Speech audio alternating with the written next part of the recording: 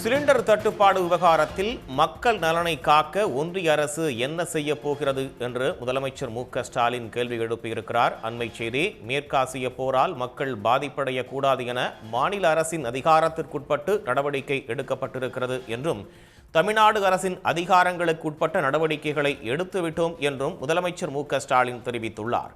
வணிக சிலிண்டர் தட்டுப்பாடு நிலவும் நிலையில் தமிழ்நாடு அரசு பல்வேறு அறிவிப்புகளை அறிவித்திருக்கிறது. உணவகங்களுக்கு மின் கட்டணத்தில் யூனிட்டுக்கு ₹2 மானியம் உள்ளிட்ட அறிவிப்புகளை தமிழக அரசு அறிவித்துள்ளது.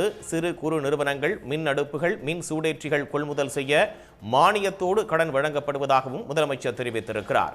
நடப்பு மாதம் பொது விநியோக திட்டத்தில் கூடுதலாக 3228 கிலோ லிட்டர் மண்ணெண்ணெய் கூடுதலாக வழங்கப்படும் என்றும், உழவர் சந்தைகளில் எந்த கட்டுப்பாடும் இல்லாமல் காய்கறிகள் கொள்முதல் செய்யப்படும் என்றும், வணிக நிறுவனங்களுக்கு முறையாக கேஸ் ஒதுக்கீடு செய்து கண்காணிக்க தலைமைச் செயலாளர் தலைமையில் கண்காணிக்க குழு அமைக்கப்பட்டிருப்பதாகவும், சிலிண்டர் தட்டுப்பாடு விவகாரத்தில் மக்கள் நலனை காக்க ஒன்றிய அரசு என்ன செய்ய போகிறது என்றும் முதலமைச்சர் கேள்வி எழுப்பியிருக்கிறார். மேற்காசிய போரால் மக்கள் பாதிப்படையக்கூடாது என மாநில அரசின் அதிகாரத்துக்குட்பட்டு நடவடிக்கை எடுக்கப்பட்டுள்ளது.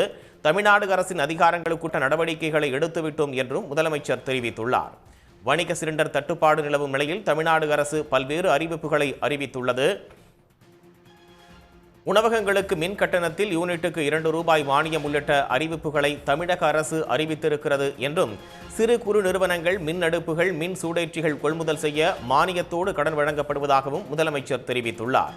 நடப்பு மாதம் பொது விநியோக திட்டத்தில் கூடுதலாக 3228 கிலோ லிட்டர் மண்ணெண்ணெய் குடும்ப அட்டைதாரர்களுக்கு வழங்கப்படும் என்றும், 194 உழவர் சந்தைகளில் எந்த கட்டுப்பாடும் இல்லாமல் காய்கறிகள், பழங்களை விவசாயிகள் விற்பனை செய்ய அனுமதி அளிக்கப்படும் என்றும், வணிக நிறுவனங்களுக்கு முறையாக கேஸ் ஒதுக்கீடு செய்து கண்காணிக்க தலைமைச் செயலாளர் கண்காணிப்பில் குழு அமைக்கப்பட்டிருப்பதாகவும் முதலமைச்சர் தெரிவித்திருக்கிறார்.